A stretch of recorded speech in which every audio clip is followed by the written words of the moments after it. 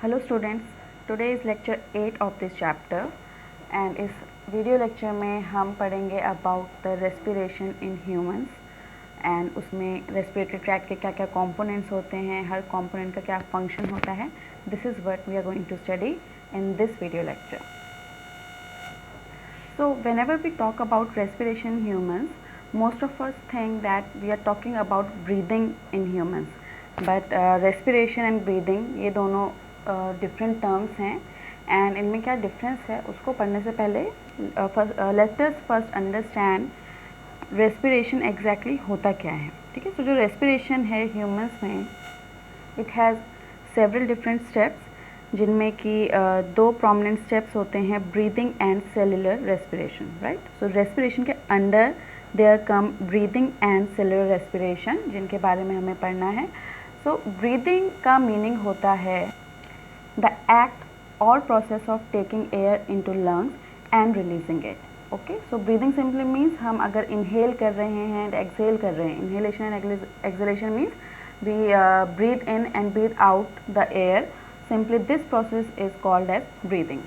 Okay, so it involves two steps which are inhalation and exhalation. Inhalation को हम inspiration के नाम से भी जानते हैं and exhalation is also called as expiration. So breathing में as I already told you we breathe in and breathe out. So breathing in को हम बोलेंगे inhalation, breathing out को हम बोलेंगे exhalation. So what exactly happens during inhalation and exhalation is that when we talk about inhalation, so हमें oxygen अपने lungs में fill करनी होती है. So for that lungs should expand.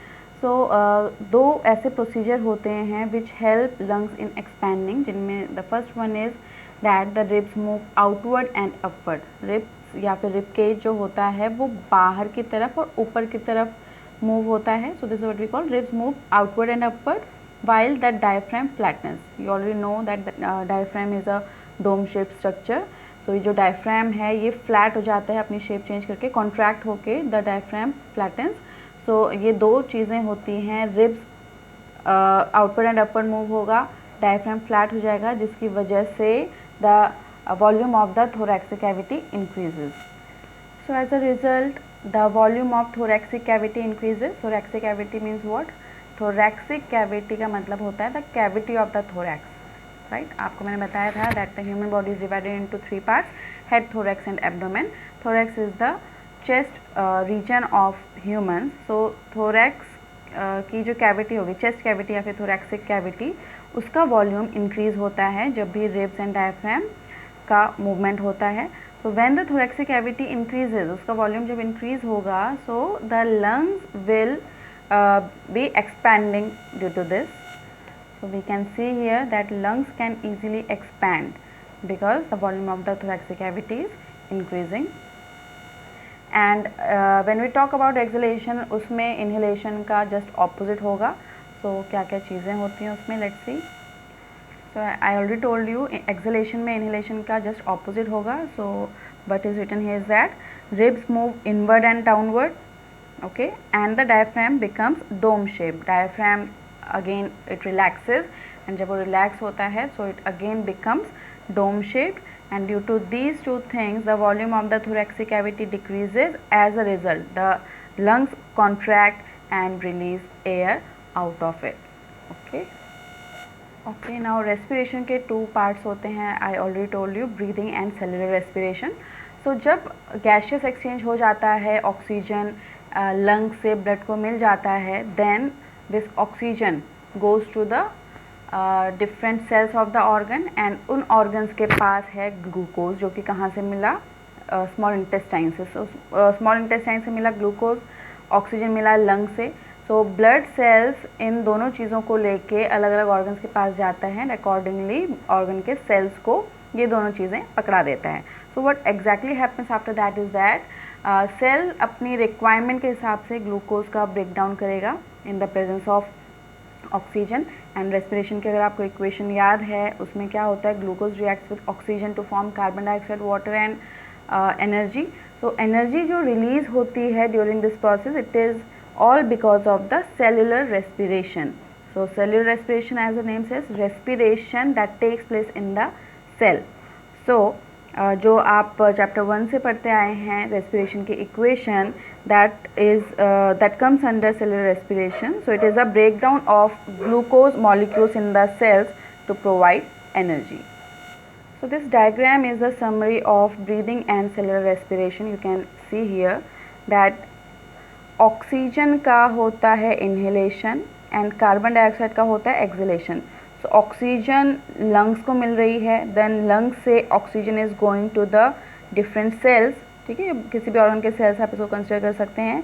यहाँ पे ऑक्सीजन ग्लूकोज को ब्रेक डाउन करता है to form carbon dioxide, water and energy. ठीक है, तो ये एनर्जी इसमें से रिलीज होती है. नाउ बिकॉज ग्लूकोज का जब ब्रेक डाउन होता है then carbon dioxide is the product.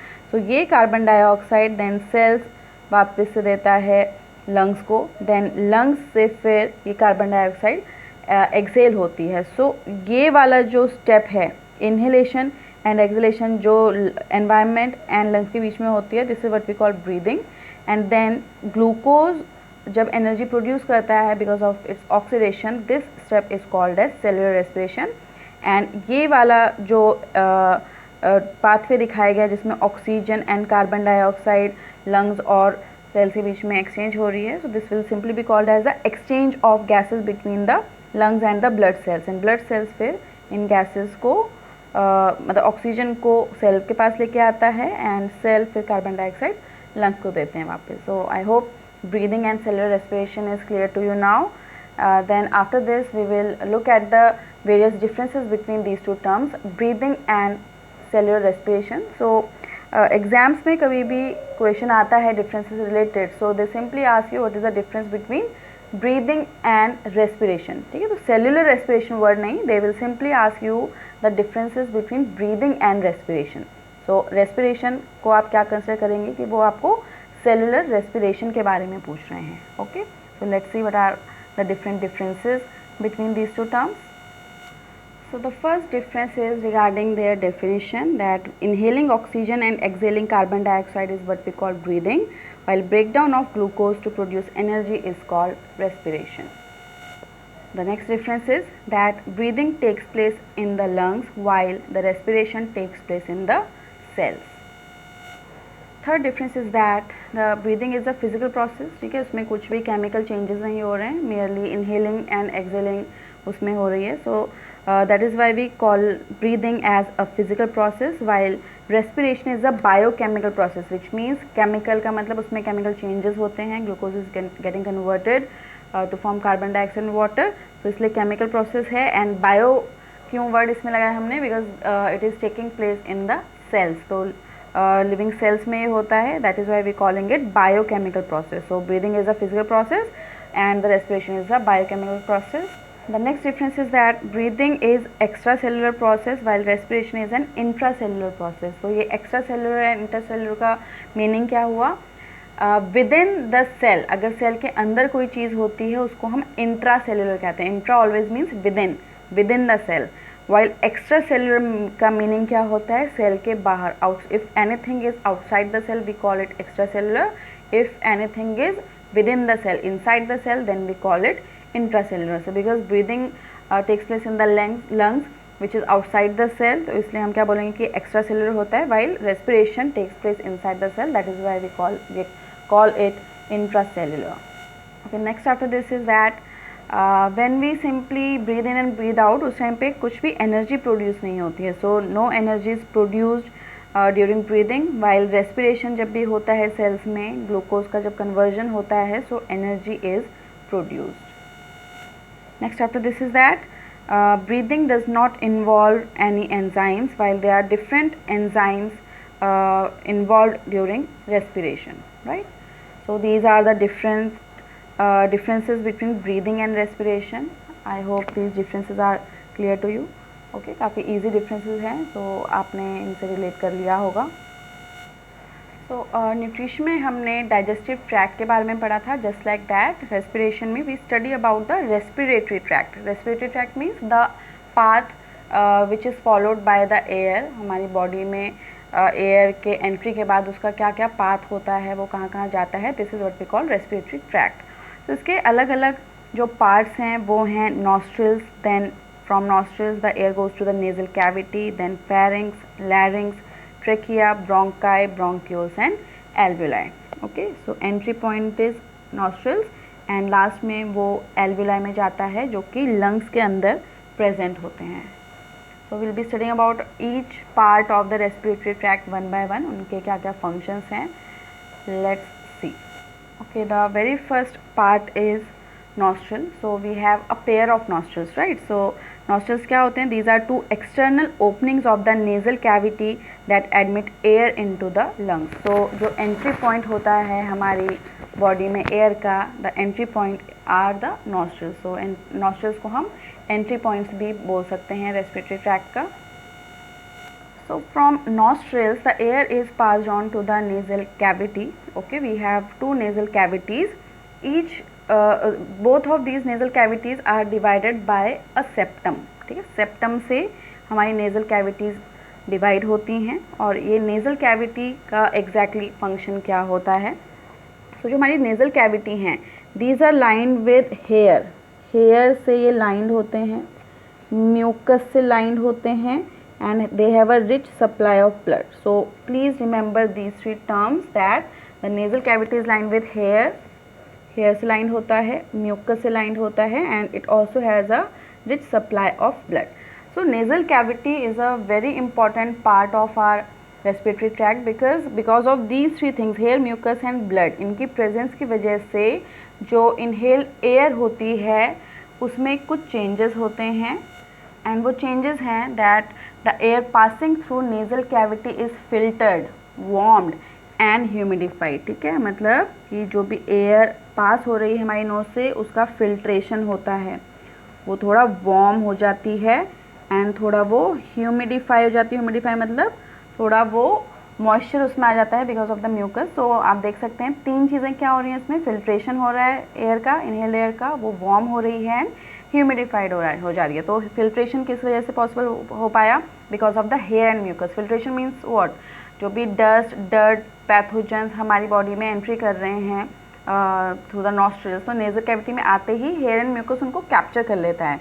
तो जितना भी डस्ट, डर्ट एंड पैथोजेंस होते हैं उनको कैप्चर कर लिया गया है, ट्रैप कर लिया गया है एंड फिर फिल्टर्ड एयर जब पास होगी तो उस टाइम पे वो वार्म हो जाएगी एंड ह्यूमिडिफाई मतलब मॉइस्चराइज हो जाएगी. सो ये जो ड्राई एयर है उसको मॉइस्चराइज क्यों किया गया है एंड वार्म क्यों किया गया है? The reason for this is that कि हमारे जो लंग टिश्यू होते हैं वो काफ़ी ज़्यादा डेलिकेट होते हैं, सॉफ्ट होते हैं. सो उनको लंग्स को ड्राई एयर या फिर कोल्ड एयर अगर पास ऑन हो जाएगी तो उसकी वजह से हमारे लंग्स धीरे धीरे डैमेज हो सकते हैं. So what do we say that these because of filtration, warming and the humidification हमारे डेलिकेट लंग टिश्यू प्रोटेक्ट रह पाते हैं.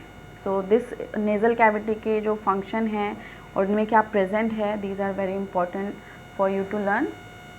Okay, next after the nasal cavity comes pharynx and ये आपको अगर याद होगा हमने डाइजेस्टिव ट्रैक्ट में भी पढ़ा है that this is a junction between digestive tract and respiratory tract and as a part of respiratory system it allows the movement of air to the lungs. ठीक है, नॉट लंग्स, लैरिंग्स. फेरिंग्स के जैसे बात लैरिंग्स आएगा. तो ये क्या करता है, ये रेस्पिरेटरी सिस्टम का जो पार्ट होता है ये एयर को फर्दर लैरिंग्स में पास ऑन करता है. ठीक है, तो फेरिंग्स आपको मैंने पहले भी बताया था कि ये जो फेरिंग्स होता है because it is a junction between the digestive and the respiratory tract. So when we swallow our food उस टाइम पे ये फेरिंग्स गेट्स क्लोज्ड जिससे कि डाइजेस्टिव सिस्टम का से जो फूड है that doesn't go to the respiratory tract, right. So ये फेरिंग्स का ये फंक्शन है एंड ये दोनों ट्रैक्ट्स का कॉमन पॉइंट है. Next after pharynx comes लैरिंग्स. ये फेरिंग्स एंड लैरिंग्स आपस में बहुत क्लोजली एसोसिएटेड होते हैं एंड लैरिंग्स वर्ड आपने जूनियर क्लासेस में भी सुना होगा that larynx is also called as a voice box and it performs two basic functions. The very first function is that it closes during swallowing like pharynx. ठीक है, just like pharynx आपको बताया मैंने, pharynx and larynx closely associate होते हैं. तो जैसे ही स्वेलोइंग के टाइम पे फेरिंग्स क्लोज होता है so larynx also gets closed to aid in the swallowing. Okay, and the second function of the larynx जिसकी वजह से हम इसको voice box बोलते हैं is that a pair of vocal cords are present which help in sound production. So you know कि vocal cords का जब vibration होता है इनमें, then because of the vibration of the vocal cords the sound is produced. तो हमें जो sound production होता है, हमारी जो voice है, that is all because of the larynx. And in males में जब ये larynx protrude out हो जाता है, थोड़ा बाहर से visible होता है, so this larynx is then called as Adam's apple. So what is Adam's apple? It is a protruded larynx in males, उसको हम बोलते हैं Adam's apple. So next after larynx is trachea. So this is what we call larynx, ठीक है, larynx होते हैं यहाँ पे, and just after that is our windpipe, which is a tube-like structure which is called trachea. So ये जो single tube-like structure है, ये इसको हम ट्रेकिया बोलते हैं. ट्रेकिया में आप ये ऐसे सी शेप्ड रिंग्स देख रहे होंगे जिनको हम बोलते हैं these are the rings of cartilage, right. तो कार्टिलेज आपने सुना होगा. कार्टिलेज एक सॉफ्ट टिश्यू होता है हमारी बॉडी में. इसको समझने के लिए you can touch your external ear, और ईयर जो ये हमारे में होते हैं, ईयर का अपर पार्ट अगर आप देखें तो ये थोड़ा सॉफ्ट होता है. So this cartilage is this much soft and ये cartilage ट्रेकिया को सराउंड करता है. एंड प्लीज़ रिमेंबर, ये जो रिंग्स हैं ये कंप्लीट रिंग्स नहीं हैं, ठीक है, सर्कुलर शेप की नहीं होती हैं, ये सेमी सर्कुलर शेप की होती हैं. So because these are semi circular in shape, तो इनको हम सी शेप्ड बोलते हैं. Okay, so these are C shaped cartilaginous rings, C shaped cartilaginous rings which are present in trachea. And इनका function बहुत इंपॉर्टेंट है, ये आपको एग्जाम में पूछा जा सकता है कि जो सी शेप कार्टिलेजिनस रिंग्स होती हैं इनका फंक्शन क्या होता है, ट्रेकिया में क्यों प्रेजेंट होती हैं. Because this protect it from collapsing when pressure changes during breathing. So you know when we breathe in तो उस टाइम पे ट्रेकिया जो है उसमें एयर फिल्ड होती है completely, but when we are breathing out exhalation के टाइम पे, because air has moved out of our body, तो ट्रेकिया उस टाइम पे श्रिंक हो सकता है. So to prevent it from collapsing these C shape cartilaginous rings are present. तो ये क्या करते हैं, जब भी ब्रीदिंग इन ब्रीदिंग आउट के टाइम पे हमारे ट्रेकिया में जो भी प्रेशर चेंजेस होते हैं तो उस टाइम पे ट्रेकिया कोलैप्स ना हो. So for that these C shape cartilaginous rings hold the trachea and protect it from collapsing. तो प्रेशर चेंजेस जो हैं बहुत जल्दी होते हैं, बहुत ज़्यादा होते हैं. सो ट्रेकिया जिससे कोलैप्स ना हो, that is why these C shape cartilaginous rings are present in trachea. तो ट्रेकिया के बाद ये जो 2 इसकी ब्रांचेस हैं उसमें भी कुछ आगे तक ये प्रेजेंट होते हैं rings, but ultimately these fade away. Okay, so trachea का ये जो फंक्शन है इसके रिंग्स का, these are very important to know. So trachea is a single tube like structure, but now the air has to be divided into 2 different lungs which are present in our thoracic cavity. Thoracic cavity क्या होती है, chest cavity, right? So because we have 2 lungs, a pair of lungs are there, so to provide air to each lung, इस trachea को further divide होना होता है. So this trachea further divides to form bronchi, and bronchi का further जो branching होती है उसको हम बोलते हैं bronchioles. So ये जो हमने यहाँ पे 2 बनाए हुए हैं, these are the bronchi. So what do we say? Is that the trachea bifurcates. Bifurcate मतलब डिवाइड हो जाती है 2 में, to form 2 bronchi for both the lungs and each bronchus, ठीक है, इसका bronchi का सिंगुलर bronchus होता है, तो each bronchus further divides into smaller branches जिनको हम बोलते हैं bronchioles. तो trachea bronchi में डिवाइड हुआ, each bronchus is further divided into different branches, और उनको हम क्या बोलते हैं, bronchioles कहते हैं. ओके, सो ब्रोंक्यूल्स जो बने हैं, जैसे ये हमने क्या बोला, ये ट्रेकिया है, देन ये ब्रोंकाई हैं, एंड फर्दर जो इसकी ब्रांचिंग हुई है उसको हमने ब्रोंक्यूल कहा है. तो ये जो ब्रोंक्यूल हैं, these have been divided to supply air, to supply oxygen to different these balloon like structure जिनको हम बोलते हैं एल्विलाई. ठीक है, तो ये जो एल्विलाई हैं इनको एयर पहुँचाने के लिए ये ब्रोंकस बहुत सारे ब्रोंक्यूल्स में डिवाइड होते हैं. So next after this we are studying about the alveoli और the alveolar sacs. So these are tiny sac like structures या फिर balloon like structures arranged in form of clusters throughout the lungs. So lungs में अंदर बहुत सारे balloon like structures होते हैं जिनको हम एल्विलाई कहते हैं या फिर alveolar sacs. The singular is alveolus. Okay, तो alveolus is the singular. So ये बैलून लाइक स्ट्रक्चर्स होते हैं एंड यू नो कि इसके लंग्स में एल्विलाई के बाहर क्योंकि अब ऑक्सीजन लंग्स में आ चुका है तो लंग्स फिर इसको कहाँ पास ऑन करेंगे, so the oxygen from the alveoli और the lungs will now be passed on to the blood. So आपको याद होगा हमने स्मॉल इंटेस्टाइन जब पढ़ रहे थे उसमें उस टाइम पे हमने पढ़ा था that whenever there is any site of absorption, तो किसी भी चीज़ का एब्जॉर्प्शन होना हो, चाहे वो डाइजेस्टेड फूड है चाहे फिर वो ऑक्सीजन गैस है, तो कहीं पे भी एब्जॉर्प्शन किसी भी सब्सटेंस का होना होता है। So there are two things that are present. The first one is something, some structure which increases the surface area and the second one is the rich supply of blood. So site of absorption, because oxygen is to be absorbed, ठीक है, and carbon dioxide का भी absorption होना है river side में। So at the site of absorption हमने क्या बोला, there must be a structure to increase the surface area. So जो एल्विलाई हैं these are numerous in number, millions of alveoli are there and because of their shape इनका large surface area होता है, ठीक है। सो फर्स्ट पॉइंट हमने ये cover किया and the second one is कि जो एल्विलाई हैं these have a rich supply of blood. So what do we say here is that these also have a rich supply of blood capillaries. Okay, तो इनकी shape की वजह से surface area increase होता है एंड देन उसके बाद blood capillaries इनको काफ़ी सारी प्रेजेंट होती हैं इनमें। So we say that these have large surface area to facilitate the gaseous exchange. Gaseous exchange मतलब ऑक्सीजन एंड कार्बन डाइऑक्साइड का एक्सचेंज होता है and that is all possible because of the large surface area because of the presence of alveoli और alveolar sacs in the lungs. So this is all about the respiratory tract of humans. इसका diagram ज़रूर draw कर लीजिएगा, that is there in your NCERT. Okay, so आपको अभी तक दो diagrams draw करने हैं. The very first one is the digestive tract and the next one is the respiratory tract.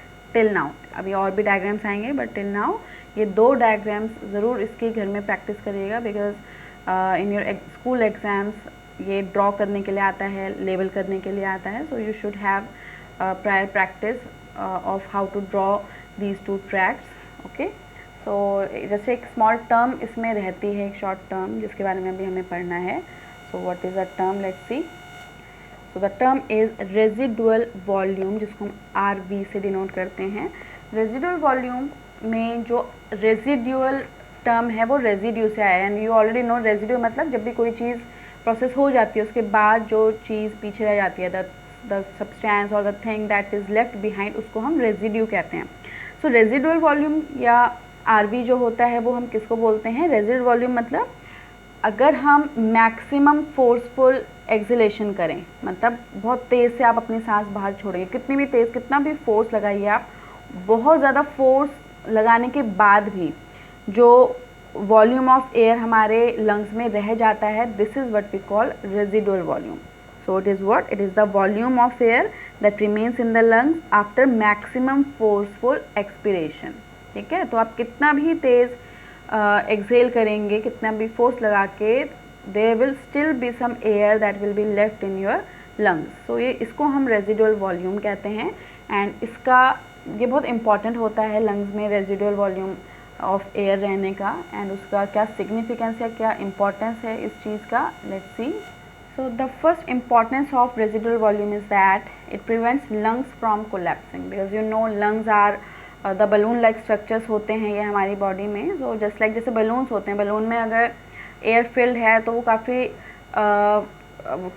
क्या बोलेंगे इसको, टर्जिड रहता है ना, तो टर्जिड टाइप का रहता है, लेकिन अगर उसमें से एयर निकल जाती है तो वो श्रिंक हो जाता है. So you can see, you can compare the lungs with the balloons and you can easily you know interpret that अगर उसमें एयर होगी तो लंग्स काफ़ी अच्छे से सोलन होंगे, लेकिन अगर उसमें से एयर निकल जाएगी तो क्या होगा कि वो श्रिंक हो सकते हैं एंड देन उनके वॉल्स आपस में स्टिक हो सकते हैं और वो कोलैप्स हो सकते हैं. So in order to prevent lungs from collapsing उसमें कुछ वॉल्यूम ऑफ एयर रहता है जिससे कि वो स्टिक ना हो और कोलैप्स ना हो आपस में स्टिक होके, right. And the second function is the more important function of the residual volume.